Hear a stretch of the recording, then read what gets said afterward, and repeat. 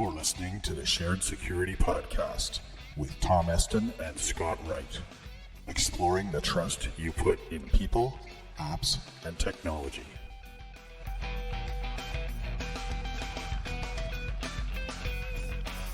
Hosted by Scott Wright, the Streetwise Security Coach, and Tom Eston, Penetration Tester and Ethical Hacker.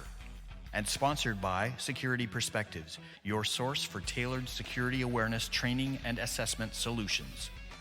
We bring you stories, advice, and tips to help you make better risk decisions because nobody else can make them for you. Episode 46.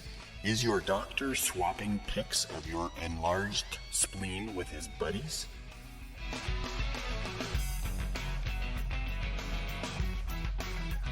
Hello and welcome to the Shared Security Podcast, episode 46. I'm Scott Wright, the Streetwise Security Coach, here with one of the true giants in the land of ethical hacking, Mr. Tom Eston. How are you doing, Tom? I'm fine. I wouldn't say I'm a giant in ethical hacking, but well, sure thank you for the compliment. Everywhere I look, you're at conferences and on YouTube and Twitter and all those new things. Actually, you were at the last conference, weren't you? B-Sides Ottawa? I was at B-Sides Ottawa. What a segue. I was going to talk about it anyway, but now that you mentioned it. There you go. Yeah, it was a busy weekend with B-Sides. I even brought my son along, which is good. He's a budding security professional now, so it'll be... That's great. It was nice to get some good encouragement and getting a chance to network with some folks who can help them along, and also to be a part of that event, being able to present on the Honeystick project for smartphones. Maybe next time I'll do a little blurb on that project just to catch people up on it if they haven't heard. Yeah, love to hear more about it. But I actually had a couple of things interesting to mention about B-Sides and some of the things that I picked up on. It's funny, at the reception, after the first day, they had beer and snacks in a restaurant right near the reception hall. And somebody pulled me into a debate about why there were no young people, like under 30, in the room. And they meant like at the reception, I guess, or I was thinking maybe they mean the conference too. And I thought about it, and I really hadn't seen a lot of young people in the conference even. Except in the Capture the Flag room. There were like 30 or 40 young folks, a few older ones, but most of them spent the whole time in the Capture the Flag room trying to, it's like a treasure hunt for for geeks, right? Trying to find things, that had hashes of long messages and things like that in their questions. So, we tried it. We got about 20 points, and the leaders by the end were up to about 2,000 points. So it was a pretty well-contested competition.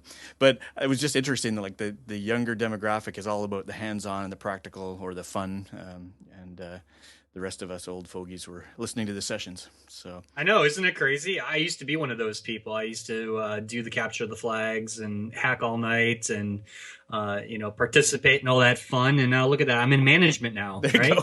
You go. Where'd it get you? What happened?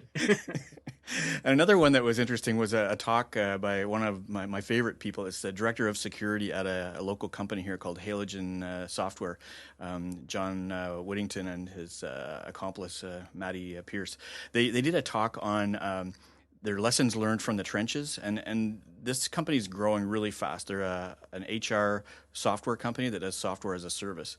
And a few years ago, they had just one office here in Ottawa. Now they've got like 4 or 5 international offices. And one of the things I learned that just sort of shows how good these guys are. I was asking, how do you grow that fast without a whole bunch of security headaches and like pulling your hair out?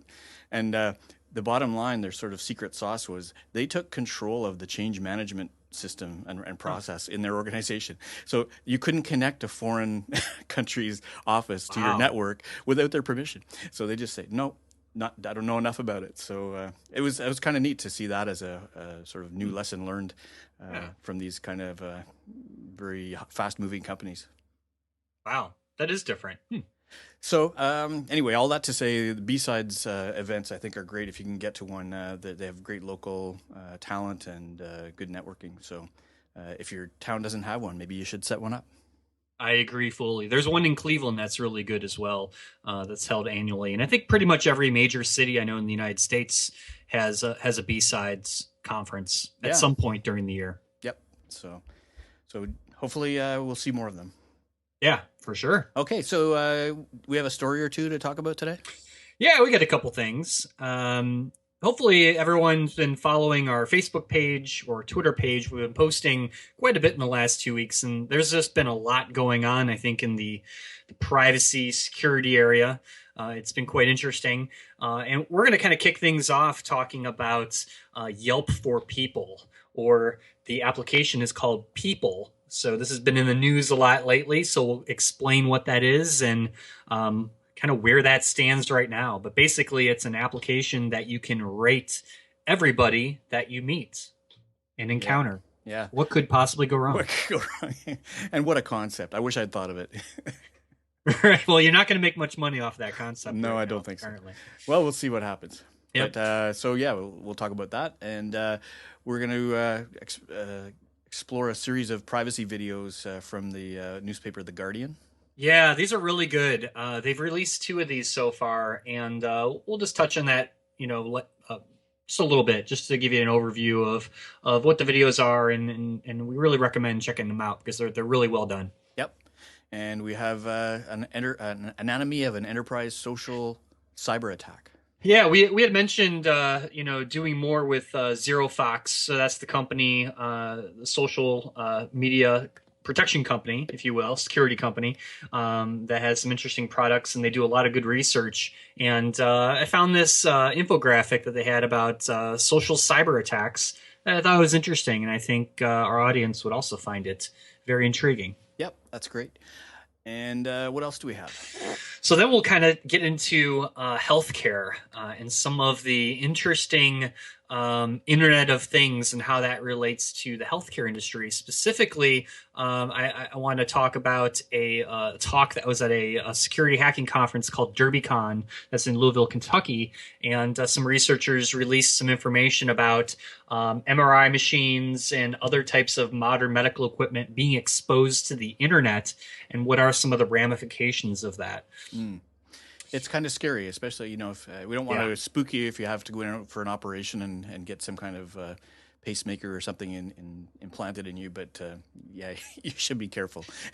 Yeah, and the segue into that, there's been a new social network that's been released that allows doctors and nurses and other medical professionals to upload pictures of their patients, broken bones and other ailments that they have, really to get kind of like a second opinion, if you will, or advice from other doctors. And we'll talk about some of the risks of doing that, if you will, and what if one of your pictures shows up, being shared on a social network for doctors? What does that actually mean? It almost sounds like an upcoming episode of The Simpsons. I can just imagine it. Yeah, could you imagine? Hey, Fred, come over and look at this. Right, exactly. So we'll talk about that, and then we'll kind of finish up with some kind of neat things that Netflix is doing with getting you to watch more Netflix and spend hours and hours in front of the TV, right? Because that's how they make their money, and how that relates to the Internet of Things. And then we'll finish up just discussing quickly about those silly Facebook privacy notices that you see people posting all over the place. They might not be silly. We'll dig into that in a minute. Exactly. All right. So let's jump back to the beginning and talk about Yelp for People. Yeah, so this has been all over the news just in the last week or so. The Washington Post did a article about these 2 founders of this Silicon Valley startup that came out with this. They announced basically that they had startup funding, and they were in November going to release this application, this mobile application called Peeple. It's spelled Peeple. They can't even spell right. Right, I know what's going on, right? But it really is an application that allows you to rate other people, people that you encounter, friends, past employers, you name it. Allows you to give a 5-star or 1-star rating to people. And what this really does, it allows you to look up anybody, right? General reputation. as like a reputation type service. And the danger that freaked a lot of people out was that there's no way to opt out of it. So, for example, somebody can just put up a review about you without your knowledge. You're not notified, anything like that, and it'll just automatically create a profile for you, even though you're not even part of the service. So, obviously, concerning for I'd say many reasons, right? Yes, yeah. People may make things up. They may put hoaxes up there, or tell lies. I could imagine it just sounded like a bad idea. And the short story is, after some backlash from, I'd say, the entire internet, they all of a sudden everything is gone. So like their Facebook page, their Twitter, their websites, everything is just disappeared. And they left one video up on YouTube that basically is kind of an interview with one of the founders talking about all the media attention and how wonderful it is, and all those things. And then that's it. No one has heard from the two founders since that. So I guess they I get don't a know. bad rating. I guess they do. But, the point, I guess, here is, while this app may not actually come to life and we may not all be using it, there will be more, I'm sure, that will follow. And it's something that we really need to consider. And I think we've touched upon that on previous episodes of knowing, your digital footprint, right? And what are other people posting about you, and where can you find that information? And that's where I always encourage people to, do a Google search of yourself, start scanning social media, because sites like these are going to pop up, and it's something that everyone needs to be aware of. Yeah, I agree. And I think actually we may have already planned a very relevant follow-up to this next week, another topic. But I think the area I'm talking about is the problem of anxiety that this kind of a thing can bring on in people, and not to mention adults, but what about kids? And kids start rating each other. You know how they can be. So that cannot be a good thing in general. And I did read an article about the founders and their intent on this, and it kind of all starts out with good intentions. I think they were trying to come up with a solution for how they could understand which of their neighbors they could trust with their kids. So it would be great to have people rated so you could sort of tell how trustworthy they were, which is a quite different thing from what this has kind of grown into in terms of its last incarnation. But I think just all of the sort of implications haven't been thought through. At least that apparently that's what they've discovered. Yep, I completely agree. And there are sites that are similar to this that are already out there. Like you've heard of, Rate My Professor, that college kids use, and high school kids. And there's also, Glassdoor to rate companies. Mm-hmm. So it's not too far of a stretch, but it really gets interesting when you're talking about people, and especially if you're making it a solution that you can't opt out of. I think it causes a lot of controversy, and it's just not good. Yeah. I think you're right, though. Various types of these things will pop up over time, and I can't really see them. They might end up being a fad for a while, but I can't really see them sustaining themselves, just because there's got to be so much negative pressure on them to, not do what they're doing. So. Exactly. Which is a good segue into, I mentioned about those privacy video series that the newspaper The Guardian is releasing. And we'll have links in the show notes with the episodes. I thought these were really well done. And they really give a good look into, especially the first episode, about digital shadows that you leave and how easy it is for people to find your personal and private information on the internet. They actually hired a investigator, kind of like a private investigator, but more from the digital world, to search the reporter who was doing the interview, and found some very surprising things that even she didn't know were publicly available. It's very eye-opening, so we definitely recommend checking that out. Yep, absolutely, and we'll be following that. Do you know how long the series is going to be? It looks like it's going to be about 5 or 6 episodes. Okay. from what their website says. So, and they just released the second episode where they interviewed two hackers, two gentlemen that I know from the hacking community, on basically social engineering the reporter through an email phish and compromising her laptop. And they just show how easy it is to do these types of attacks. Absolutely. Good. Well, we'll keep an eye on that one for sure. Yeah, and so ZeroFox, some of this research you wanted to quickly chat about. They did a really nice infographic about these what they call enterprise social cyber attack. And the one attack that they referenced was this attack they called hashtag hijacking.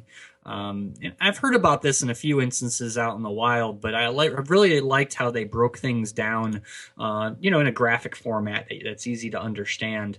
The short of it is basically someone will post a hashtag of a popular, and you see hashtags everywhere, right? You see them on TV, you see them on the news, and they'll hijack that hashtag to basically post a link to whatever that offer is or sale or anything like that. And it's really a fake site that they use the hashtag to reference.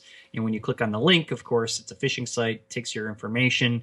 They'll actually use that information to log into like the retail store or wherever you want to craft that hashtag for, and then steal your information or order products on your behalf. Really more of like a consumer type scam. So I recommend people just checking out the article or the infographic. It's kind of eye-opening, just again, things to be aware of as you're using social media. Yeah, absolutely. I think the idea of taking, you can't really take over a hashtag, but I guess if you're posting frequently enough amongst the legitimate posts, people are sort of, I imagine, going to tend to trust the people who are following that particular topic, and so you got to be careful. Absolutely. So yeah, we're looking forward to talking about more research that ZeroFox is doing. I think it's a really cool stuff, and we'll see where that goes. Yep. So how about moving to the medical world? What have we got happening there? Oh boy, this is a I read this article and then I watched the conference video about this. So at the DerbyCon security conference a couple weeks ago, a couple of security researchers talked about how they use the tool Shodan. So we probably have mentioned this in previous episodes, but Shodan is a search engine for network devices, computers, things like that may be sitting on the internet. And you can use Shodan to scan for certain types of devices that may be connected to the internet insecurely, right? And things that Google might not have found yet, right? Correct. Yep, exactly. It looks for more things from a networking layer versus application. Right. And so they had found literally thousands and thousands of MRI machines and different types of critical medical equipment just sitting out there on the internet. And what was really scary was many of these devices, pretty much most of the devices, were configured with their default passwords, weak passwords. And some of the systems were just vulnerable, right? So we're talking XP, Windows XP machines that hadn't been patched, some without any type of login credentials. Holy cow. It was just scary. And what I found interesting, and Scott, you'll definitely like this, they created a honeypot to basically prove their point, right? So they did I think it was a defibrillator where they threw out a fake defibrillator out there that was purposely vulnerable, and just to see if anybody would attack it. And they found, I think it was like 55,000 successful logins from different sources. So did the patient die? Do you know? I have no idea.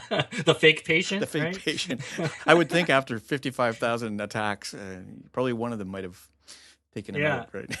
And people try to install 299 different types of malware payloads to the system. If that gives you any indication that these things are targets. Wow. So when I go for my next MRI, can you picture me asking the doctor, so have you changed the password lately on your MRI machine? Yeah, yeah, right. Really, I mean, that's a legitimate question these days. So I definitely check out the article. We'll post in the show notes. But this is just one of those things that, and we've talked about insecure devices, Internet of Things devices just hanging out there on the internet, insecure, no security. But now we're talking about medical devices, and this is really concerning because we're talking about human life at this point, and that's something that you cannot mess around with. And so I hope it's a wake up call for a lot of these medical manufacturers to really think about security, and the healthcare organizations too, right? Because they own this or they manage these types of technologies, Right. and they just need to do a better job of securing it. Yep, for sure. So, well, I think it's this kind of a topic I think we're going to be talking on a weekly basis almost. But it's unfortunate, but we got to make people aware of these things. Yeah, absolutely. And now there's actually a social network where doctors and nurses can upload pictures of their patients. What do you think of that? I wonder what they call it. HIPAA nightmare? Wow. So yeah, it's I guess, yeah, the HIPAA definitely comes to mind, right? Which is the Health Information Portability and Accountability Act, I think it's called. Mm-hmm. And so, the HIPAA regulations are trying to make sure that people's personal information, i.e. pictures, et cetera, don't get shared or disclosed without authorization. And so what's going on? Yeah, it's interesting. So this article is about a social network. It's called Figure One, and they basically name it the Instagram for doctors, right? So doctors and nurses can upload pictures of their patients with different ailments, asking for opinions from other doctors. What could this rash be? I've never seen this before, and then actually get real professional advice from doctors. Or other doctors. Now that does sound, like a good business case, and I'm sure there's lots of, good positive uses for that. But I'll say I'm pretty concerned if I'm a patient and my doctor is using his iPhone to upload pictures of me to a social network for people to comment on. I would hope that gets disclosed to me somehow. Yeah.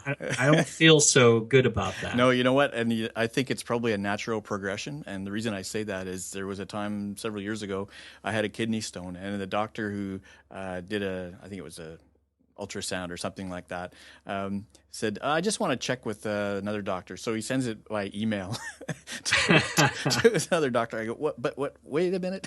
I know, right? And so it's just natural. Well, of course, we're going to get more doctors' opinions. We'll just post it on the internet for them.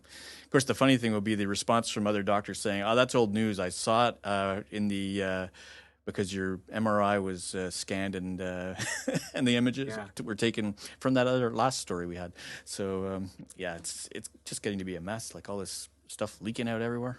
Yeah. So the founders of in this article they talk about that they have some monitoring in place and some algorithms to check for making sure people's names aren't posted and other types of controls, removing metadata from the photos. That's a big one, right? Yeah. But how. I really am interested from a regulatory perspective how they can become HIPAA compliant based on this information. I don't know if they ever could be, but it opens up a lot of discussion of what's the ethical boundaries, right, that we use social media for, and really kind of capitalizing on users' privacy. What does that all mean? I mean, maybe I'm not sure if I have the whole story, but it was done by Wired magazine, right? Who I would think they would be doing a good, solid story.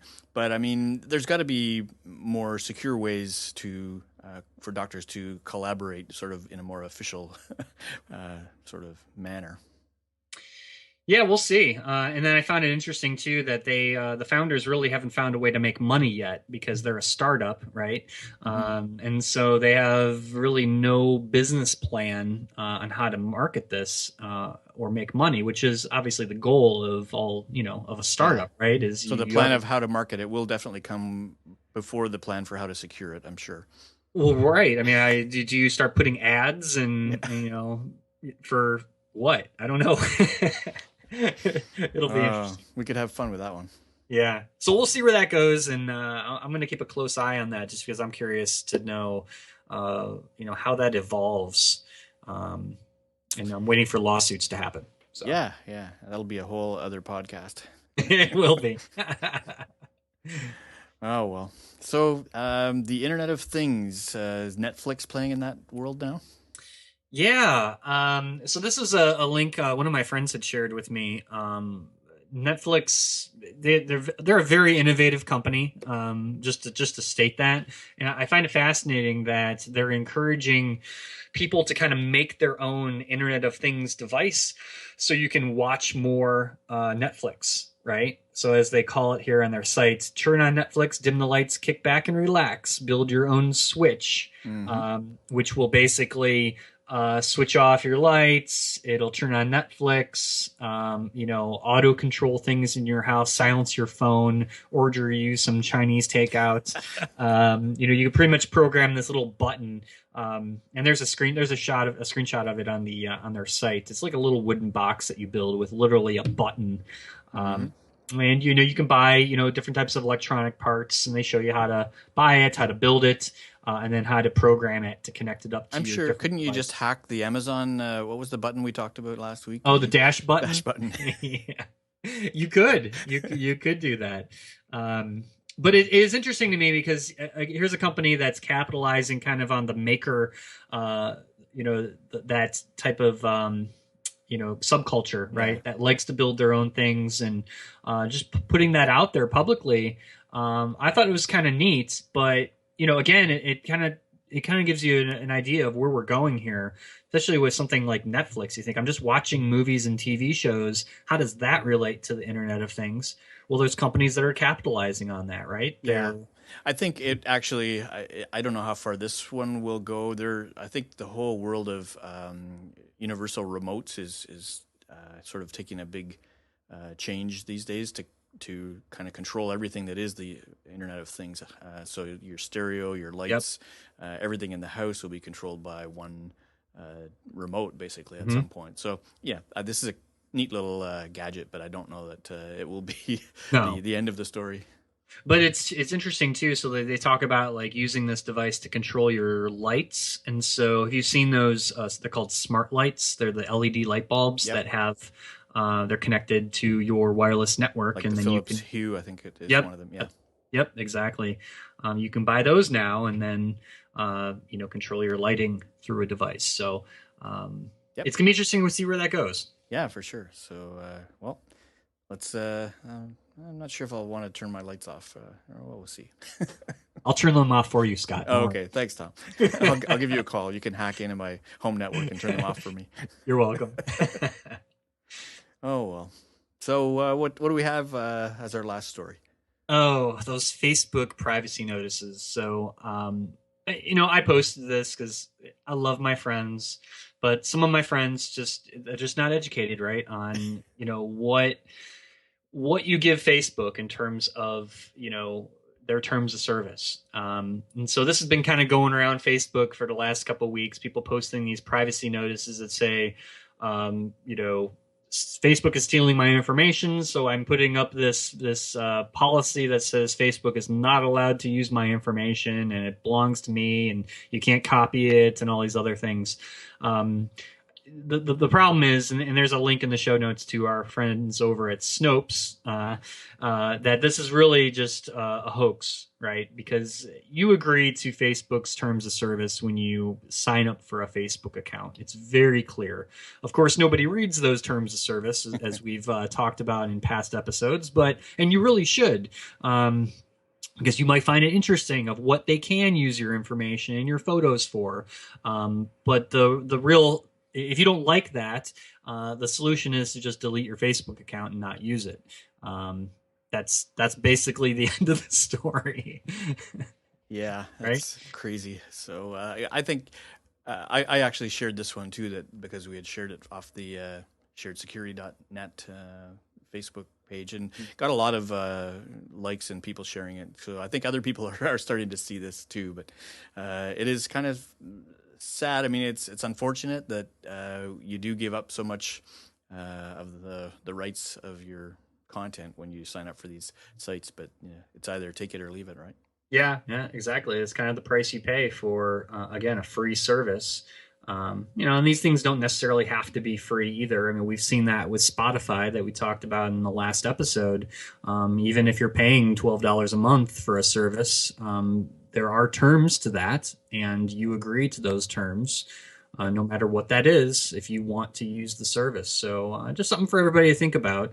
And I'm not saying, oh, everybody boycott Facebook. I think there's great things about Facebook, but just also realize what your information can be used for, and also realize, like Facebook, they're there to make money, and they're there to make money off of your information, ultimately, no matter what the intention they have. Yep, absolutely. So I think that kind of wraps up our content for today.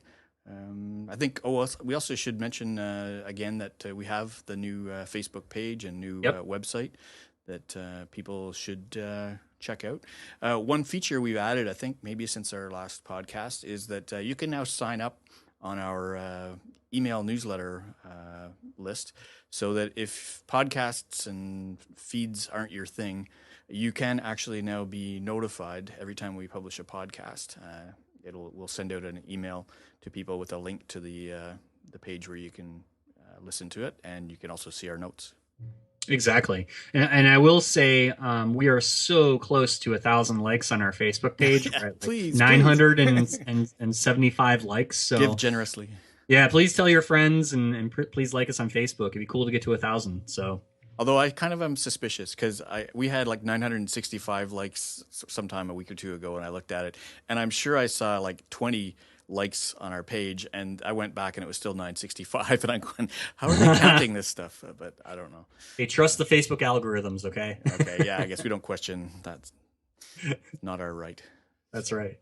All right, well, I think we have a few stories already lined up for next time, but if you have a story that you'd like to have us talk about on the program, by all means, you can email it to, I don't know, somebody. Who can they email it to? Feedback at sharedsecurity.net. I should know that by now. That's all right, Scott. We also have a phone line where you can pour out your heart and problems, or just leave a message about stories you have. 613-693-0997. We have nothing better to do than listen to these things anyway. So, but that's all for today. All right. Well, thanks for listening, everybody. Yeah, see thanks you in the a next lot, episode. and we'll talk to you next time very soon. Bye-bye.